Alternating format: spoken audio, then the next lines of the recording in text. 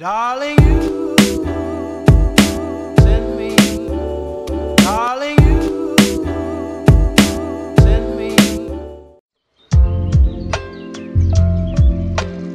Annyeonghaseyo, selamat pagi. Perkenalkan, saya Panji Prawisuda, dosen Teknik Mesin dari KK Konversi Energi. Saya kuliah di Teknik Mesin ITB tahun 96, kemudian lulus 2002, jadi saya kuliahnya 6 tahun. Kemudian setelah itu S2 saya juga TB, dan lagi-lagi saya lulus S2-nya dalam waktu 3 tahun. Jadi saya besar di lingkungan yang keras. Buat Anda yang belum tahu, pembimbing saya waktu S1 adalah Pak Toto Hardianto, pembimbing S2-nya juga sama. Ini direkam ya? Nggak jadi deh ngomongin deh. Tapi Anda sudah bisa menebak bagaimana gaya meneliti saya, dan juga bagaimana gaya membimbing saya. Mungkin sebagian dari Anda sudah punya image. Saya sudah sempat ngobrol juga dengan beberapa angkatan 2018 ya, image yang mungkin bahasa halusnya kritis atau bahasa kasarnya mungkin rewel gitu ya. Banyak permintaan, banyak tuntutan, sedemikian sehingga biasanya only the bravest and only the strongest memilih untuk dibimbing oleh saya. Ada beberapa komentar yang lain lagi, kalau dibimbing sama Pak Panji itu berat di prosesnya, tapi biasanya sewaktu sidangnya akan lega. Itu dalam beberapa kasus akan lebih baik daripada dibimbing oleh dosen lain yang relatif mudah, tapi ketika sidang kebagiannya Pak Panji. Itu pilihan, hidup itu pilihan. Nah, saya mau cerita lagi tentang saya, kita nggak usah ngobrol-ngobrol yang pahit-pahitnya ya. Jadi setelah S1, S2 di Teknik Mesin ITB, saya melanjutkan S3 di Teknik Lingkungan di Tokyo Institute of Technology. Jadi bidang penelitian saya memang lebih mengarah ke pemanfaatan sampah sebagai material yang masih bisa dimanfaatkan atau sebagai sumber energi. Tahun 2013 itu saya mulai meneliti lebih banyak di pemanfaatan sampah kota menjadi bahan bakar padat pengganti batu bara. Nah, buat Anda yang tertarik meneliti di bagian situ atau tertarik mengaplikasikan pemanfaatan material-material limbah untuk dijadikan sumber energi, itu kita bisa berproses bersama. Dan saya bilang berproses bersama, kenapa? Karena dalam beberapa penelitian bisa jadi saya tidak tahu jawaban. Dan di saat itu ya kita harus berproses bersama. Ada diskusinya, kemudian bimbingan itu tidak berupa bimbingan yang satu arah, tapi akan lebih banyak brainstorming, akan lebih banyak sharing. Mungkin akan ada bagian-bagian yang keras, mungkin akan ada bagian-bagian yang lunak. Itu variasi kehidupan saja. Kalau dari sisi topiknya, sebetulnya ada dua bagian besar. Saya selalu bilang ini ke mahasiswa yang ingin tugas akhir ya, ke saya terutama. Yang pertama, Anda harus tahu dulu setelah lulus mau kemana. Akan jadi masalah besar kalau Anda tidak tahu setelah ini saya mau ngapain. Apakah mau kerja, apakah mau kerja di industri ya, atau apakah mau meneliti, kerja di institusi penelitian, atau lembaga penelitian, atau di kampus, atau mau wirausaha. Untuk siapapun itu, saya selalu menyarankan, tolong pastikan dulu tujuannya. Kalau tujuannya sudah pasti, baru Anda bisa memilih temanya. Bahkan bisa jadi Anda tidak perlu memilih tema, tapi Anda perlu belajar dari dosen yang sekiranya bisa memenuhi kebutuhan itu. Saya ambil contoh begini, misalkan dengan saya saja ya. Kalau dengan saya, kalau target Anda adalah bekerja di industri, maka nanti modenya adalah mode tugas sarjana penyelesaian kasus yang level industri. Artinya Anda tidak perlu menurunkan persamaan secara analitik, Anda tidak perlu melakukan simulasi yang berbelit-belit, Anda tidak perlu melakukan studi literatur yang komprehensif sampai ratusan literatur, tapi lebih mengarah ke apa kebutuhan industri, apa standar yang mereka gunakan. Jadi saya atau mungkin dosen-dosen lain juga mensyaratkan Anda untuk mengetahui standar-standar industri ketika melakukan itu. Dengan begitu, laporan tugas sarjana Anda pun akan berstandar industri. Kalau itu tidak masuk standar, Anda tidak punya rujukannya, Anda tidak punya standarnya, berarti itu belum layak diluluskan. Itu untuk yang ingin bekerja. Ada lagi yang ingin meneliti. Untuk Anda yang ingin meneliti, misalkan dengan saya ya, saya pasti akan bertanya Anda mau kemana dulu. Kalau Anda ingin meneliti, maka targetan pertama itu bukan menulis, tapi targetan pertama adalah membaca. Saya akan mensyaratkan semua mahasiswa, saya ambil contoh untuk mahasiswa S3, itu saya mensyaratkan untuk membaca literatur minimal 200 buah, kemudian diresumekan. Dari 200 buah, itu mungkin hanya sekitar 50-100 yang nanti terpakai, tapi sudah latihan membaca literatur. Begitu juga untuk yang S2, itu biasanya saya akan minta 100 buah karya ilmiah, dan untuk S1, itu saya akan minta minimal 50 karya ilmiah. Meskipun mungkin nanti yang terpakai hanya di kisaran 20 saja. Tapi kemampuan Anda untuk menulis itu harusnya didukung oleh kemampuan Anda untuk membaca. Sama seperti kalau Anda biasa nonton film horor, ya kemungkinan besar ketika Anda melihat sesuatu yang horor itu tidak akan terlalu takut karena sudah terbiasa. Begitu juga kalau Anda menganggap karya ilmiah, jurnal, dari conference, atau dari publikasi lain sebagai sesuatu yang menakutkan, maka Anda harus membiasakan itu supaya menganggap, ini cuma jurnal biasa saja, isinya cuma 20 halaman.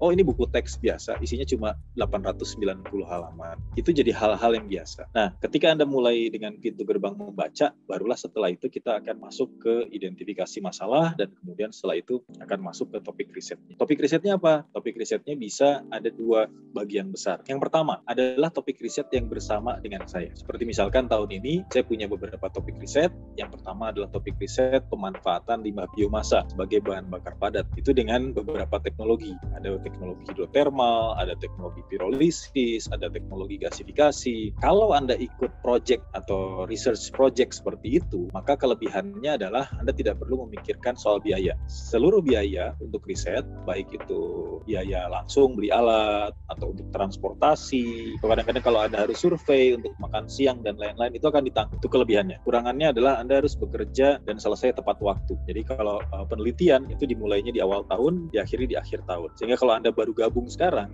itu berarti Anda baru akan memulai penelitian tahun depan. Sekarang ada di akhir bagian penelitian, sehingga hasil-hasilnya kebanyakan sudah didapat, atau yang lebih parah adalah Anda harus mendapatkan hasil dalam waktu cepat nih, cuma hitungan sebulan, 2 bulan, bulan Oktober, November harus sudah ada hasil, yang biasanya hampir tidak mungkin untuk dilakukan oleh mahasiswa S1. Yang kedua, kekurangannya dari topik riset seperti ini adalah Anda akan disetir. Artinya kebebasan Anda akan terbatas karena kita sudah punya topik penelitian. Jadi kalau Anda punya ide yang lain, kemungkinan itu tidak akan selalu diakomodasi, tergantung dari topik riset. Beda dengan topik riset yang kedua. Kalau tadi yang pertama adalah topik riset yang bareng dengan saya. Yang kedua adalah Anda punya topik riset sendiri. Saya mau meneliti ini, dan itu boleh, itu dipersilahkan. Tentu saya sangat menyarankan Anda melihat dulu kualifikasi dosennya, keahlian dosennya, dan baru memutuskan itu. Misalkan Anda ingin, saya pengen penelitian di solar photovoltaik gitu ya, itu kemungkinan besar saya nggak bisa bantu. Bukan berarti saya nggak bisa ya, cuma saya yakin ada dosen lain yang lebih ahli. Jadi lebih baik kalau Anda punya topik seperti itu, Anda pindah ke dosen lain. Kalau masih berdekatan dengan saya, kemudian oke, kita kerjakan bersama. Kelebihannya adalah Anda punya kreativitas. Itu bisa dikembangkan seperti yang Anda suka, dan tugas saya, seperti judulnya, adalah membimbing, karena saya dosen pembimbing. Jadi saya tidak akan mengarahkan Anda terlalu ketat, tapi saya akan membimbing. Kalau Anda sudah keluar jalur, maka akan saya arahkan lagi ke jalurnya. Kelebihannya itu kreativitas, kekurangannya adalah pertama, Anda tidak akan diarahkan. Artinya waktu berakhirnya bisa kapanpun, tergantung kinerja Anda. Dan yang kedua soal pembiayaan. Kemungkinan kalau itu tidak berkaitan dengan penelitian saya, ada kemungkinan Anda harus membiayai sendiri. Tentu kalau topiknya sangat menarik, kemudian saya putuskan, oke lah, saya biayai, itu berarti akan jadi bagus ya. Tapi bisa jadi Anda mesti mengeluarkan dana sendiri. Nah, itu untuk bagian meneliti. Jadi kalau tadi ada bagian industri, ini lebih mirip kerja praktek, akan ada proyek-proyek yang memang perlu diselesaikan dalam waktu singkat, sesuai dengan standar yang berlaku. Kemudian yang kedua adalah topik-topik penelitian. Anda bisa lihat di Sipintar ya, saya sudah masukkan di Sipintar, jadi saya pikir tidak perlu saya jelaskan banyak di sini. Kemudian yang terakhir adalah bagi Anda yang suka pengabdian masyarakat, dan itu sebetulnya yang ingin saya fokuskan. Kebanyakan dari Anda ini bakalan tidak memiliki pengalaman bersentuhan dengan masyarakat banyak karena pandemi. Jadi Anda mungkin tidak bertemu langsung, Anda tidak melihat masalah yang muncul, Anda tidak bisa menyelesaikan masalahnya. Dan itu yang saya coba dorong. Bagi Anda yang suka pengabdian masyarakat, ayo kita kerjakan bersama. Saya juga punya beberapa proyek pengabdian masyarakat, terutama di proyek-proyek Citarum Harum terkait dengan Sungai Citarum, terutama sampah-sampah Sungai Citarum. Untuk proyek-proyek seperti itu, tentu Anda harus ke Citarum. Anda harus bersosialisasi dengan masyarakat, tentu dengan prokes ya, tapi resikonya memang relatif lebih besar dan lebih banyak pekerjaan lapangan daripada di dalam ruangan ber-AC. Buat Anda yang suka, itu silahkan sekali. Kita punya beberapa proyek yang sekarang sedang dilakukan juga, yang dilakukan oleh Angkatan 2017. Hampir semuanya proyek pengabdian masyarakat. Kemudian ada beberapa proyek yang pengabdian masyarakat tapi melakukan simulasi, itu juga bisa. Itu pilihan terakhir lah. Beberapa kata kunci adalah saya mengharapkan mahasiswa itu bersentuhan langsung dengan barangnya, you actually touch the shit gitu, bukan melakukan simulasi bahkan tanpa pernah melihat barangnya. itu amat sangat menyedihkan. Dan kita atau Anda sebagai calon sarjana teknik mesin, itu juga amat sangat menyedihkan kalau Anda tidak pernah lihat barang. Jadi minimal Anda lihat barangnya, Anda mengetahui masalahnya, Anda mencoba untuk menyelesaikan. Tidak perlu sampai selesai, tapi sampai kita bisa mengaplikasikan solusinya seperti apa.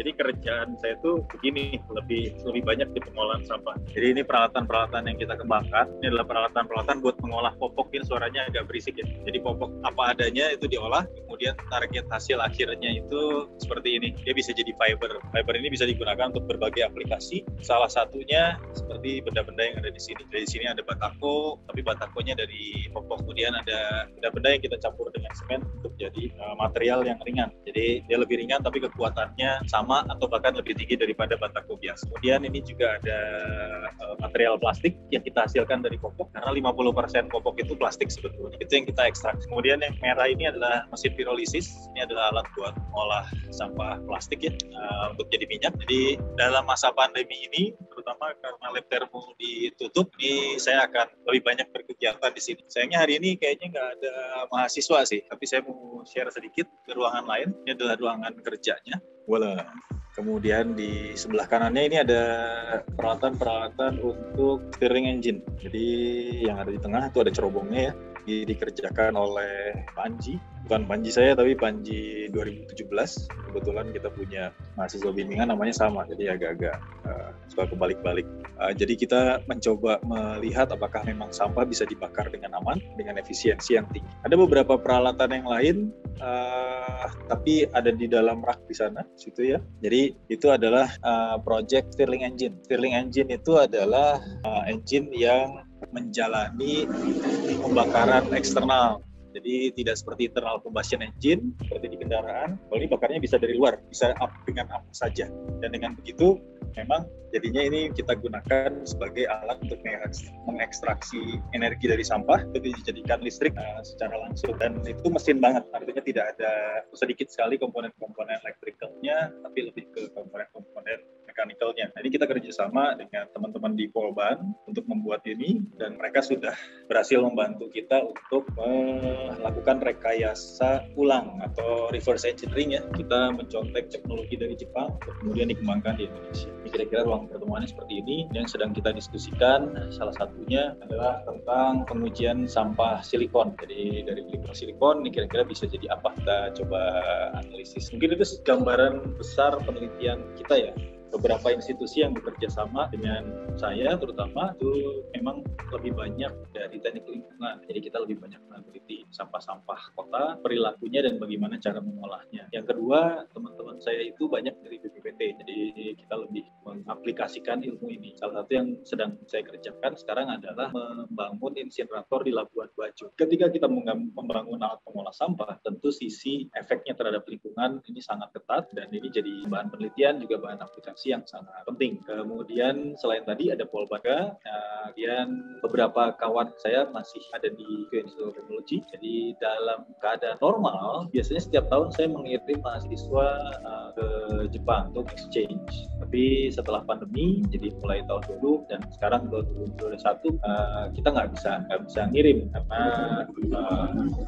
ya masih tertutup lah dari sisi sana. Mungkin itu kira-kira yang bisa saya sampaikan.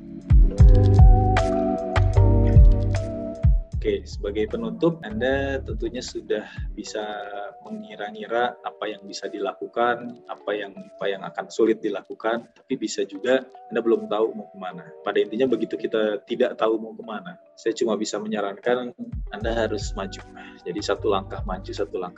Sekecil apapun, kalau Anda maju, pasti akan ketemu jalannya. Sama juga seperti bimbingan, seperti tugas sarjana, itu cuma satu fase yang harus dilewati ya. Saya cuma bisa bilang bahwa kami sebagai dosen pembimbing tidak ada yang ingin menidakluluskan Anda. Semuanya pasti ingin Anda lulus, dan kalau bisa tepat waktu, itu tentu kami akan lebih suka. Jadi kalau saya selalu berpendapat ketika melakukan tugas sarjana, itu biasanya ya yang penting nggak mati lah gitu. Atau biasanya saya menghibur diri, ya saya nggak bakalan mati inilah, atau nggak bakalan dibunuh inilah ketika melakukan tugas sarjana. Mungkin itu terlalu ekstrim ya.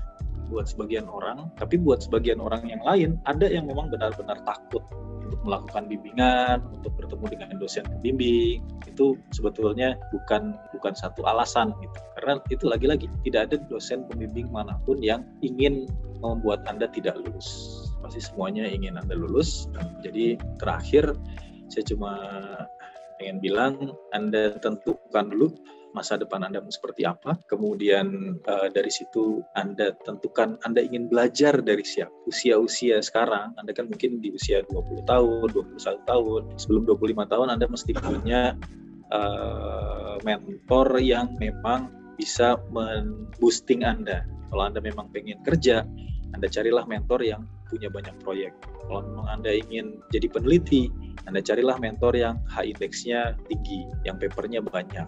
Kalau Anda ingin mengaplikasikan ke masyarakat, Anda carilah mentor yang memang banyak berhubungan dengan masyarakat, dan dengan begitu, pada akhirnya Anda bisa enjoy melakukan tugas sarjana dengan topik apapun, karena bisa jadi topik Anda itu tidak akan pernah terpakai lagi. Itu karya Anda yang bisa jadi karya terakhir sebelum akhirnya Anda bekerja, kemudian Anda melahirkan karya-karya baru yang mungkin tidak berhubungan dengan apa yang Anda pelajari di tugas sarjana. Syukur-syukur kalau memang Anda ingin riset gitu ya, memang carilah topiknya yang sesuai dengan mimpi Anda. Tidak semua orang relatif beruntung lah seperti saya.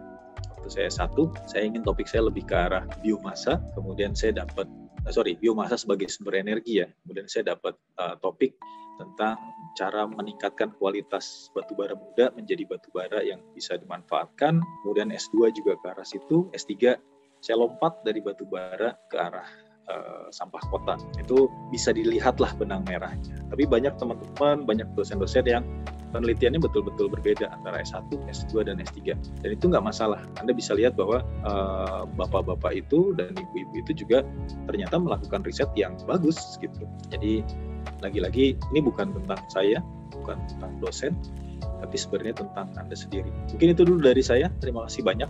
Assalamualaikum warahmatullahi wabarakatuh. Selamat pagi dan sehat selalu.